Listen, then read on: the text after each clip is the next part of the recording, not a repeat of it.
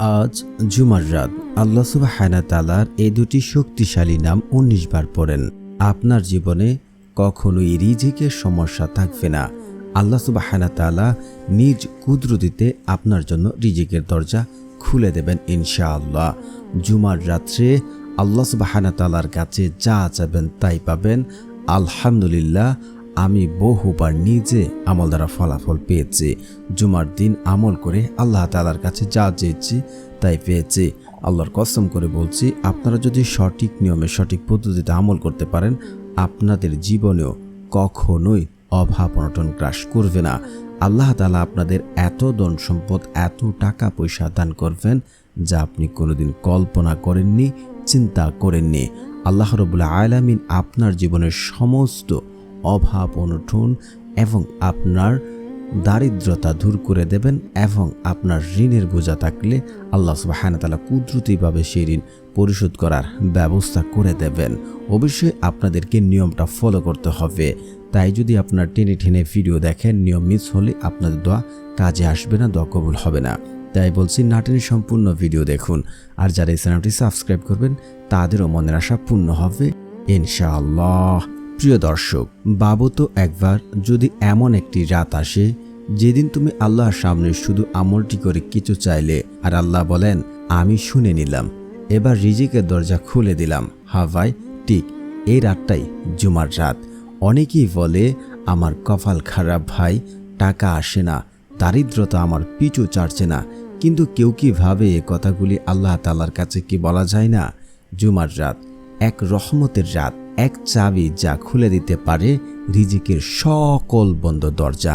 জুমার রাত্রে যদি আপনি আল্লাহ তাআলার কাছে দোয়া করেন, আল্লাহ সুবহানাহু ওয়া তাআলা আপনার জীবনের সমস্ত রিজিক বন্ধ থাকার দরজাগুলি আল্লাহ সুবহানাহু ওয়া তাআলা আপনার জন্য খুলে দেবেন। রাসূল সাল্লাল্লাহু আলাইহি ওয়াসাল্লাম বলেন, রাতের শেষ প্রহরে আল্লাহ তাআলা নিজেই আসেন আসমানের নিকটতম স্তরে এবং ঘোষণা দেন, কে আছে আমাকে ডাকবে, আমি তার ডাকে সাড়া দেব। কে আছে রিজিক চাইবে, আমি তাকে রিজিক দেব। আল্লাহ তাআলা আরও বলতে থাকেন, কে আছে অভাবগ্রস্ত, আমার কাছে চাইবে, আমি তার অভাব দূর করে দেব। কে আছে অসুস্থতায়, আমার কাছে চাইবে, আমি তাকে সুস্থতা দান করব। আল্লাহ সুবহানাহু ওয়া তাআলা এইভাবে রাত থেকে সকাল পর্যন্ত, সুবহে সাদেক পর্যন্ত আমাদেরকে ডাকতে থাকে। ওই সময় যদি আমরা আল্লাহ তাআলার কাছে চাই, আল্লাহ তাআলা আমাদের জীবনের অভাব অনটন দারিদ্রতা সব কিছু দূর করে দেবেন এবং আমাদের জন্য রিজিকের দরজা খুলে দেবেন। দেখুন, আমি কিন্তু আমল করার আগে আমি অনেকের কাছ থেকে আমলটা যাচাই করি, তারা আমল দ্বারা ফলাফল পেল কিনা এবং তারা কি করে আমল দ্বারা ফলাফল পেল। একজন লোক ছিল যে খুবই গরিব ছিলেন, তিনি তার সংসার চালাতে খুব কষ্ট হচ্ছিল। এক সময় তার স্ত্রী, তার আত্মীয় স্বজন, তার মা বাবা, এমনকি তার শ্বশুর বাড়ির মানুষও তাকে পছন্দ করতো না এবং তাকে সে বাড়ি থেকে তাকে ভালোভাবে ব্যবহারও করা হতো না। এক পর্যায়ে সে ভাবছিল সব কিছু ছেড়ে চলে যাবে। কিন্তু একদিন সে হুজুরের কাছে আসে এবং সে জুমার রাতের কথা জানতে পারে যে তখন আল্লাহ তাআলার কাছে চাইলে আল্লাহ তাআলা কাউকে খালি হাতে ফেরত দেন না। হে আমার রব, তখন ওই ব্যক্তি আল্লাহ তাআলার কাছে দোয়া করেন এবং অল্প কিছু দিনের ভিতরে দেখা যায় যে আল্লাহ তাআলা তাকে অনেক টাকার মালিক বানিয়ে দেন এবং এটাই আল্লাহ তাআলার রহমত। তো আমরা শুক্রবার রাত্রে আল্লাহ তাআলার কাছে সঠিক নিয়মে সঠিক পদ্ধতিতে চাইব, কারণ আল্লাহ তাআলা পবিত্র কোরআনে বলেন, তোমরা আমার কাছে দোয়া করো, আমি তোমাদের দোয়া কবুল করব। আল্লাহ তাআলা আরও বলেন, উদউনি আস্তাজিব লাকুম, তোমরা আমাকে ডাকো, আমি তোমাদের ডাক সাড়া দেব। প্রিয় ভাই ও প্রিয় বন্ধুরা, আপনারা যদি চান যে আপনাদের ভাগ্যের চাকা, আপনাদের রিজিকের চাকা আল্লাহ সুবহানাহু ওয়া তাআলা আপনাদের বন্ধ রিজিকের দরজা আল্লাহ তাআলা খুলে দেখ, তাহলে আজ জুমার রাতে আপনারা এই আমলটি ইনশাআল্লাহ করবেন। আমলটি করতে হলে, আমল দ্বারা ফলাফল পেতে হলে আপনাদের কিছু শর্ত এবং কিছু নিয়ম মেনে আমল করতে হবে। যারা আমল করছেন ফলাফল পাচ্ছেন না, অনেকেই বলেন, দেখুন আপনাদের মাঝে এই 6টি সমস্যা রয়েছে কিনা। যারা আমল করে ফলাফল পাচ্ছেন না, এই 6টি সমস্যা থাকার কারণে তারা আমল দ্বারা ফলাফল পাচ্ছেন না। এক হচ্ছে, যে ব্যক্তি পিতামাতার অবাধ্য সন্তান তার দোয়া আল্লাহ তাআলা কখনোই কবুল করেন না। আপনি যদি চান যে আপনার দোয়া দ্রুত কবুল হোক তাহলে পিতামাতার সাথে ভালো ব্যবহার করবেন। দ্বিতীয়ত হচ্ছে আপনি আমল করছেন, পাপ কাজ করছেন, আল্লাহ তাআলা নাফরমানি করছেন, তাহলে আপনার দোয়া কবুল করা হবে না। তৃতীয়ত হচ্ছে আপনি আমল করছেন, আত্মীয় সম্পর্ক চিহ্নিত করার দোয়া করছেন, তাহলে আপনার দোয়া কবুল করা হবে না। চতুর্থত হচ্ছে আপনি আমল করছেন কিন্তু হারাম খাচ্ছেন, হারাম খেয়ে আপনি দোয়া করছেন, তাহলে আপনার দোয়া কখনোই কবুল করা হবে না।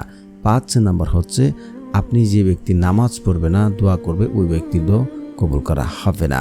যে ব্যক্তি নামাজ পড়ে আল্লাহ তাআলা কিন্তু ওই ব্যক্তির অভাব অনটন রিজিকের সমস্যা দূর করে দেন। কারণ যে ব্যক্তি আল্লাহ তাআলার উপর তাওয়াক্কুল করে আল্লাহ তাআলা তার জন্য যথেষ্ট হয়ে যায়। সূরা তালাক আয়াত নম্বর 3 আপনারা দেখতে পারেন। কারণ আল্লাহ তাআলার উপরে তাওয়াক্কুল করলে, বিশ্বাস করলে আল্লাহ তাআলা তার রিজিকের ব্যবস্থা করে দেন। যেভাবে পাখি সকালবেলা খালি পেটে বাইর হয় এবং সন্ধ্যায় উধার ভর্তি করে ফিরে আসে, অবশ্যই আল্লাহ তাআলার উপরে বিশ্বাস রাখবেন। সর্বশেষ হচ্ছে যে ব্যক্তি আমল করে তাড়াহুড়া করে ওই ব্যক্তির দোয়া আল্লাহ তাআলা কখনোই কবুল করেন না। একটি হাদিস আছে যে বান্দার দোয়া ততক্ষণ পর্যন্ত কবুল করা হয় যতক্ষণ পর্যন্ত সে বলে যে আমার দোয়া কবুল করা হলো না। তো এই 6টি শর্ত আপনার মাঝে রয়েছে কিনা যাদের আমল দ্বারা ফলাফল পাচ্ছেন না?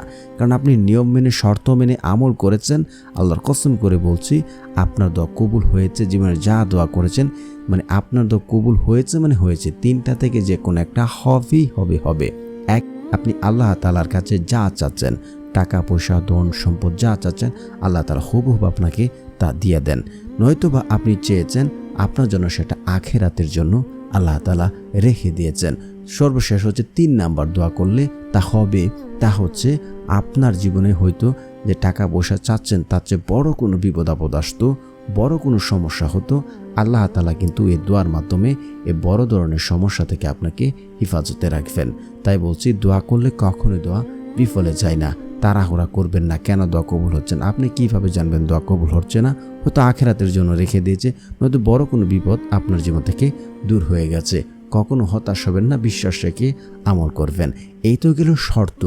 এখন কথা হচ্ছে কিভাবে আজকের এই আমলটি করতে হবে। শুক্রবারের রাত্রে আপনারা তাহাজ্জুদের নামাজ পড়ে নেবেন বা এশারের পরেও আপনারা পড়তে পারেন। এশারের পর বা তাহাজ্জুদ নামাজের সময় অবশ্যই আপনারা নামাজ পড়ে তারপরে হচ্ছে আপনারা জায়নামাজে বসবেন। বসে নিজে কনফার্ম নিজে হবেন আমি আমল করছি, আমার দোয়া কবুল হবে, আল্লাহ তাআলার কাছে যা চাইবো আল্লাহ আমাকে তা দেবে। যদি ভাইজান আপনি এমনটা ভাবতে পারেন, বোন আপনিও যদি এমনটা ভাবতে পারেন আপনার দোয়া কবুল হবে। কারণ একটি হাদিস এমন আছে, বান্দা আল্লাহর প্রতি যেমন ধারণা রাখেন আল্লাহ ঠিক তার সাথে তেমন আচরণ করে থাকেন। অবশ্যই আপনারা একহীন এবং বিশ্বাস রেখে আমল করবেন। কারণ যে ব্যক্তি আল্লাহ তাআলার উপর বিশ্বাস করবে, আল্লাহ তাআলার কাছে তওবা করে ফিরে আসবে, আল্লাহ তাআলা ওই ব্যক্তির ধন সম্পদ সন্তান সন্তুষ্টি বাড়িয়ে দেবেন। সূরা নূহ আয়াত নাম্বার 10 থেকে 12টা একটু যাচাই করে আপনারা দেখতে পারেন। তারপরে হচ্ছে আপনাদের দোয়া দ্রুত কবুল হওয়ার জন্য আপনারা পড়ে নেবেন ইস্তিগফার। ইস্তিগফারের বহু ফজিলত রয়েছে। আবু দাউদের হাদিস 1518 নম্বর হাদিস, যে ব্যক্তি ইস্তিগফার পড়বে আল্লাহ তাআলা তাকে মুস্তাজাবুদ দাওয়া বানিয়ে দেন। মুস্তাজাবুদ দাওয়া কাদেরকে বলা হয়? যে ব্যক্তি আল্লাহ তাআলার কাছে 2 হাত তুলে দোয়া করতে দেরি হয়, আল্লাহ রাব্বুল আলামিন ওই ব্যক্তির দোয়া কবুল করতে এক মুহূর্ত সময় নেন না। তো শুধু তাই নয়, আল্লাহ সুবহানাহু ওয়া তাআলা ওই ব্যক্তিকে এমন জায়গা থেকে এমন উৎস থেকে রিজিক দান করেন যা সে কোনোদিন চিন্তা করেনি, কল্পনাও করেনি। শুধু তাই নয়, তার জীবনের অভাব অনটন দুঃখ কষ্ট দারিদ্রতা সব কিছু আল্লাহ তাআলা দূর করে দেন। অবশ্যই আপনারা 121 বার ইস্তিগফার পড়বেন। আস্তাগফিরুল্লাহ আস্তাগফিরুল্লাহ আস্তাগফিরুল্লাহ।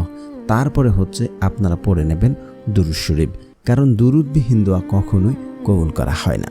রাসূল সাল্লাল্লাহু আলাইহি ওয়াসাল্লামের উপরে দুরূদ না পড়লে সে দোয়া কবুল হবে না। আপনার মোবাইলে ব্যালেন্স নেই, আপনি যদি আপনার ফ্রেন্ডের কাছে একটি SMS সেন্ড করেন তাহলে কি সে SMS যাবে? কখনোই যাবে না। ঠিক তেমনি রাসূল সাল্লাল্লাহু আলাইহি ওয়াসাল্লামের উপরে দুরূদ না পড়লে তার দোয়া কবুল করা হবে না, সেটা আসমানে গিয়ে ঝুলন্ত অবস্থায় থাকবে। তো যারা পারেন না আমার সাথে সাথে পড়ে নিন, শুনলে হয়ে যাবে ইনশাআল্লাহ। আল্লাহুম্মা সাল্লি আলা মুহাম্মাদিন ওয়া আলা আলি মুহাম্মাদ কামা সাল্লাইতা আলা ইব্রাহিম ওয়া আলা আলি ইব্রাহিম ইন্নাকা হামিদুম মাজিদ। আল্লাহুম্মা বারিক আলা মুহাম্মাদিন ওয়া আলা আলি মুহাম্মাদ কামা বারাকতা আলা ইব্রাহিম ওয়া আলা আলি ইব্রাহিম ইন্নাকা হামিদুম মাজিদ। তারপরে হচ্ছে আপনারা পড়ে নেবেন সূরা ফাতিহা একবার। বিসমিল্লাহির রহমানির রহিম, আলহামদুলিল্লাহি রাব্বিল আলামিন, আর রহমানির রহিম, মালিকি ইয়াউমিদ্দিন, ইয়াকা না'বুদু ওয়া ইয়াকা নাস্তাইন, ইহদিনাস সিরাতাল মুস্তাকিম, সিরাতাল্লাযীনা আন'আমতা আলাইহিম গায়রিল মাগদুবি আলাইহিম ওয়ালাদ-দাল্লিন, আমিন। তারপর হচ্ছে আপনার পড়ে নেবেন 3 বার সূরা ইখলাস। বিসমিল্লাহির রহমানির রহিম, কুল হুয়াল্লাহু আহাদ, আল্লাহুস সামাদ, লাম ইয়ালিদ ওয়া লাম ইউলাদ ওয়া লাম ইয়াকুল লাহু কুফুয়ান আহাদ।